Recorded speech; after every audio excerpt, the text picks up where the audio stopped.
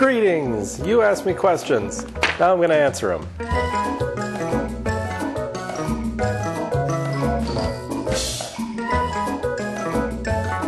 I asked you to give me questions, and wow, did you guys. Got 5 pages of them here, and I'm going to try to answer all of them. There's a lot of duplicates. I drank a whole thermos of coffee, so I'm feeling pretty amped. So we'll probably get through these, or I'll have a heart attack. One or the other will happen first. Question number 1. This is kind of a duplicate. A lot of people ask this. What is your day job? Well, it's not fighting crime. It's not very exciting. I fix appliances. I'm an appliance repairman. So like, kitchen stuff, refrigerators, ovens, microwaves, dishwashers, washer, dryer, that kind of thing. So I get to ask a lot of people, hey, is your refrigerator running? No, I should fix that. So that's my day job. It's a small independent business, and we are busy. Wow, are we busy? We go Monday to Saturday, 8 to 10 hours a day. So yeah, if I had more free time, I would probably pass out from exhaustion, but I don't. So, coffee helps. A lot of coffee. Next question. Did the pepper plant survive? I get this a lot. Hang on a sec. Here is the pepper plant. It looks pretty sickly because I just threw it in the sun. I didn't let it acclimate, so it got all sunburned. But it's still alive for now. Next, Jim asks 2 questions. Is there anything other than automotive work that influenced you to self-teach all of this engineering stuff? Probably not. I like making things. That's fun. And to make things, you have to learn how to make things. So you kind of have to figure out how things work, I guess, if that's an answer. I also kind of just like learning how things work. It's just interesting to me, so I do it. Next, have you considered push rods? Yes, I have, Jims. This is inside joke, but yes, I'm an equal opportunity valve train enthusiast. All assortments and number, including no cams and no valve trains, are also acceptable. Yes. Also, my lawnmower has push rods, and that's where those belong. Jamie Lappin asks, what do you do for a living, Paul? How did you find your projects? I already did the living. My projects, recently I've just been doing small things, if you've noticed. I started this channel, video 1. I had no idea what I was doing. I had never done anything, basically. I had changed parts on a car, which is figure out what's broken, take the broken thing off, put the new one on. Simple stuff. I knew how to solder. I did some woodworking. Shaping metal? Never. Casting metal? Never. I had literally never physically touched a welder in real life. So I started at nothing. So right now I'm starting at small things, trying to figure out how a welder works and how to do it. So small things, and using it to make tools, because I need tools. And then trying to figure out how those tools work, and the small things. This will be cumulative. I'll eventually build bigger, more complicated stuff as I figure it out. This is still pretty early in the game. It's fine. Don't worry about it. This is still pretty early in the game, so I don't have that basis of small practice things to build off of yet. I'm still building that base. So cool things will happen in the future, I hope. Please don't leave before the cool things happen. Brad Liston asks, any big plans for aluminum casting in the future? I know you've done a few small keychains. Yes, the small keychains were one of those small projects to kind of test things out and test the waters before I dive in. One of my big ideas is following this book. Mentioned it before, building a metal working shop from scrap.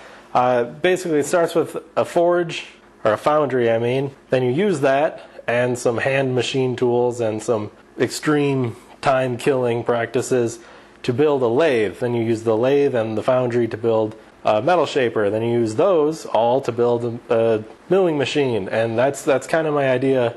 One of my ideas for a chain of projects. There are other videos of people doing that already. Mine will probably be modified a bit. I've talked to some people who've already built them, and they have some suggestions for improvements to make them awesomer, so I'll probably do those. On top of that, oh man, casting is probably going to be part of many other projects, or even just make a casting itself that is cool. So a project that is just a casting and not a casting as part of another project, if that makes sense. I'm kind of talking in circles, I should probably move on. Kevin asks, can you make a brass pliers? I suppose you could. I don't really know how I would make the hinge to work and make it function properly without some machine tools to make the precision hinge. But theoretically, I assume it's possible. Someone could, I probably can't. Robert Nelson, I've seen vids for DIY refractory cement. Some look better than others. I would enjoy seeing you try that. Then I would know if I should. You should try it. Just go on and go ahead and do it. I've seen videos like that too. I think I'm going to just buy like commercially available refractory cement because the next furnace that I build, I kind of just want to build it and have it work and not have to build it again. So yeah, I'll probably just go with something. I'll probably maybe some castable refractory cement or those insulating fire bricks and KO wool, something. I'm still working out the details. That stuff's really expensive, so I'm being careful here that I don't waste my money. Next question, I didn't save the name, so I'm sorry. Maybe you could make some aluminum bronze and stress test it in some way to compare against other alloys. That would be interesting. I don't know how I would stress test it. Hit it with a hammer, make thin stuff, try to bend it. I don't know, that might be fun. I'll probably do, when I do like aluminum bronze, I'll probably just use a known alloy that works because like other people have already tested all of them. So I'll just do the ones that work. Testing out new alloys would be pretty fun. You can get some cool colors and all that stuff. Alex Knight, you should make some metal castings. I think I will. That sounds fun. Maybe some paperweights. What is a paperweight? Really, I don't have my window open. I don't have a draft. This is kind of a paperweight. This ingot. This used to be a screen door. That video might be out soon. That weighs stuff down. I actually have a whole stack of patterns already made, and I was working on the one for the aluminum bronze hammer. Working on that. I'd actually get that going. So yeah, sky's the limit. Trey M. Hi, you should make some bronze? That sounds a little more like a statement with a question mark at the end. Yes, I think I shall make some bronze. Aluminum bronze and tin bronze. I know where to get some tin. And I have aluminum and I have more copper. And I can get even more copper, which is a cool thing. So yes, bronze is coming. Same for things made out of bronze. Arvid Derp asks, lathe? Yes, lathe. I want to build a lathe. I won't be the first person to do it. I have no idea how to use a lathe. I have no idea what I'll use a lathe for when I'm done with it. But I kind of feel like making one, you know? Why not? I didn't really have a super refined plan for metal casting either. And then I did it, and it was fun. Same for the welder. I still can't really weld either. But hey, you know, learning. Learning is a process. It's always fun. Chris Graves with multiple questions. What are your general shop tips? I have a couple of them. 1, try to be safe. Don't be stupid. 2, clean. Clean and organize. Here's some tips. The floor is not a shelf. Don't store anything on the floor. Have a place to put away everything. That way, when your desk looks like this, and it's kind of a nightmare, you can put it away really fast. You can pick up a thing. This shouldn't be on the bench. The bench surface? Surfaces are not shelves either. I know shelves are kind of like surfaces, but work surface, not a shelf. I have an exact place on my wall over there, a screw put into the pegboard where this lives. So when I'm done with it, I can put it there. The same goes for every single tool I have. So I can clean up the place in 10 minutes, no matter how dirty it gets. Because you never get a lot of stuff done if you're always cleaning up the shop to look for crap that you lost because you're not clean enough. Next from Chris, what is something you've always wanted to make but is too far outside your ability level? Literally everything. So when I started this, I had never shaped a single piece of metal. I still haven't shaped very much metal, if I'm honest, but I'm attacking it, you know, and it'll look great or it'll look garbage, but the next one will be better. So that's what I'm doing. So everything. Next from Chris, do you plan on having any guests on the channel who are professionals? I don't plan much at all for what I do on this channel. I suppose that would be cool. I have a couple of friends who are professional machinists and welders, so it would be great to have them show me how not to suck at those things. Beyond that, I haven't really considered where the channel is going, but guests would be fun.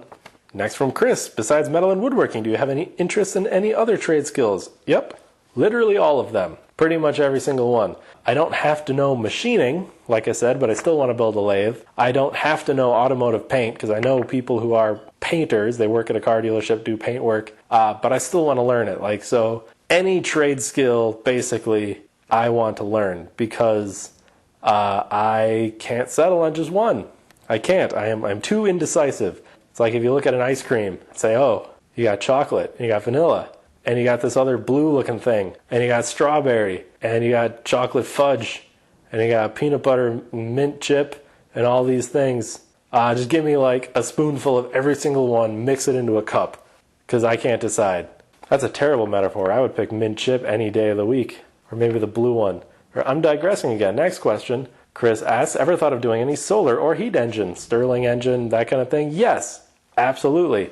I have a list. I have a notepad list on my computer of all the projects that I want to do. Stirling engine is on there. I don't want to build a Stirling engine for the sake of building an engine. Wow, it is pouring outside. Anyway, I don't want to build a Stirling engine just to build a Stirling engine. If I build a Stirling engine, it's going to be a Stirling engine powered something. And that something might just be a fan. I've seen a lot of Stirling powered fans. Fans are cool, fans are useful. I could definitely use one around the shop. And to have one that's for no good reason powered by fire would be pretty sweet, I think. Also I want to build a steam engine, but again, steam engine powered something. Tayeb Mujtaba, I'm really sorry if I don't pronounce that right. Have you looked at an electrical metal foundry made by channel TAOW? No, I haven't. I have not, but I shall. Electric metal foundry, that sounds pretty cool. I've seen a couple of electric metal foundries. It looks pretty cool. It does. If I'm honest, it looks really cool. I just built the propane burner though, so I probably won't do an electric one for now. I'm definitely gonna have to check that out. I made note of it. I just haven't had time to check it out yet. Spaceflight. Dude, love the vids. If you had a whole series of metalworking, that would be dope. The Jeep project's kind of about that, but more is coming. Again, I have that list. It's just full of stuff to make. I actually got a bunch of wood today. Again, no good reason. Remember how I wanted to learn everything because I can't decide? I got some wood today to make patterns to make some metal smithing tools. I don't mean blacksmithing. I mean like tin smithing and copper smithing. And there's a bunch of specific tools you need in that. And I just felt like doing that because you can shape metal into stuff. I mean, why not try that? That would be fun. A series about a van refit would be amazing. Well, that's coming, let me tell you. I need to finish the Jeep first and get that out of here. And the van is coming. That's going to be so much. I'm going to have to learn upholstery and everything for that. Also, lots of power. Moving on. Projects involving electronics? Yes. The Jeep is electric. So far that's just a couple switches and a battery and a couple electric motors, but it would be fun to try to add a lot more functionality to that. I do not know coding, but I want to learn. And part of the van project will be converting the engine to Megasquirt, which is a computer that runs the engine. It's a standalone ECU that's open source. So there's a lot of electronics in there, and it's a lot of adaptability for extra junk. That's a long way off, though. But yes, I want to do that at some point. I have no idea what I'm doing, so that's no different from anything else. Next, multiple questions. What part of USA do you live? I live in the Midwest, in Wisconsin. Good old Wisconsin. Dairy State. Go some sports team. I don't really watch sports. I do like cheese, though. Cheddar cheese. The sharper, the better. RC Pie asks, so I love this channel. Great stuff. Just found your gaming channel. Saw that you played KSP, Kerbal Space Program. Great video game. Kind of difficult, but, it's awesome. Will your kids ever be shown in these videos? We want to see some mini Pauls building stuff. Well, maybe. The little one, I got two kids. The little one's only 6 months old, so he's not all that handy with a grinder. But maybe eventually, in some years, he's got to work on like walking first. The older one is 3, and she'll probably be in the video of testing out the Jeep. I obviously can't drive the thing, building it for her anyway. So yeah, maybe I'll teach her how to do donuts. I used to have a Power Wheel Jeep when I was a kid. It's still at my parents' house. My dad wired in extra batteries so it had more power. And those hard plastic wheels, it could do donuts on a smooth surface. Also, I blew a lot of fuses. He wired in a bunch of 30 amp fuses. Yeah, those burned up real quick. He probably made it too powerful. Come to think of it, I might have died as a child. But hey, you want to live forever? If you go out doing donuts, that's a good way. Next, Nick Selleck. Is there a way we can contact you privately, like a YouTube email? I think there is an email. I think there's a YouTube email. I should probably check that. I also have a Twitter. I'll put a link somewhere. I started an Instagram, but I haven't posted anything on it. I'm just kind of looking at other people's pictures. So yeah, I guess. There's also a YouTube message thing. You can send me a message. I've gotten a message. I don't know how to send them, but I can receive them. So that's an option. Powers 2440. A guy who owns a Jeep. I've shown pictures of his Jeep. He's the one I'm basing this Jeep off of. What color do you plan on painting the CJ Power Wheels? May I suggest a nice dark purple? I asked the kid, hey, what color do you want? Red, red! So we're going to go with red. John Young says, how did you develop an interest in, let's call it, crafting? Aside from fire, pretty. Fire is pretty. And oh man, how much time we got, you know? Wow, that is a complicated story with multiple aspects of it, many of which are severe downers. Well, I'll summarize the downers and get to the fun stuff. Basically, I have learned over the last few years that I do not stay very happy and very sane for very long unless I stay very busy doing a varied assortment of things. Many different things. That's why I often jealously guard just a little bit of time a week to spend in this garage because I can clear my mind of work. And if I don't, I lose my mind. And I lost my mind for a few years and didn't make it out with all my sanity intact. But sanity's overrated. I mean, seriously, it's way more fun being crazy. Does your job tie into it in some way? Not really. Are you mostly self-taught or do you pick up some of it from your work, friends, family? Self-taught on the techniques. I don't know anyone who does metal shaping in my family, for example. But I definitely was inspired. I guess the inspiration came from family because I have one uncle who's a carpenter and woodworker. Another one does leather work. But they've never actually like sat me down and taught me how to do it. You know, like that part was me looking it up and often trying and failing. And as a result, me and them work very differently. Like my woodworking tools are very different and what I like to build is very different from what one of my uncles likes to build. Yeah, a lot of people in my family build stuff and do random things, but they don't teach each other, if that makes sense.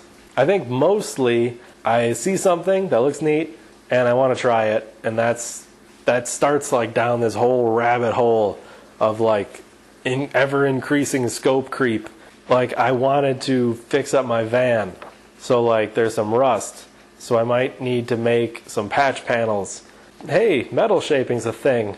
Let's build a Power Wheels body. Why not?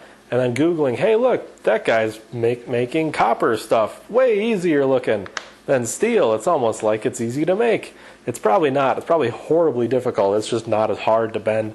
Oh, coppersmithing. That's a whole field of interest. Let's look into that for no good reason. Literally no good reason. There's no good reason for me to try coppersmithing. But I want to. So that's kind of how it works. It's a big rabbit hole. And honestly, it started, follow me here, it doesn't make sense, archery. An uncle of mine got me into archery. I got into traditional archery. I got into it. Went to a few competitions. It was fun. I wanted more bows. I didn't have any money, but hey, there's all these books. The Bowyer's Bible book series, 4 books, read those, got a bunch of wood, made a bunch of bows, blew a few of them up. I made some of them work, so I kept doing it. It was fun. Making things is fun. When you're done, you can use it, and that's like, it's a good feeling. It's fun. So that snowballed all the way to everything else that I'm doing. Not entirely sure. Although if I think about it, if I go back, it even started younger in childhood. I found a bunch of slot cars, AFX slot cars, and they were all burned up. That my dad used to use them back in like the 70s, my dad and my uncle. And I fixed them when I was like 8 years old. I took a bunch of them apart, combined the parts that weren't all melted, and had a few cars because I wanted to play with the cars, but I couldn't go buy the cars. So yeah, I'm just going to end the question there. This is another rabbit hole that's just going to spiral. Hey, so this ended up being really long. I'm going to split it up. It'll be 2 parts. No, you didn't want to sit there for like an hour and a half watching this, did you? I didn't think you did.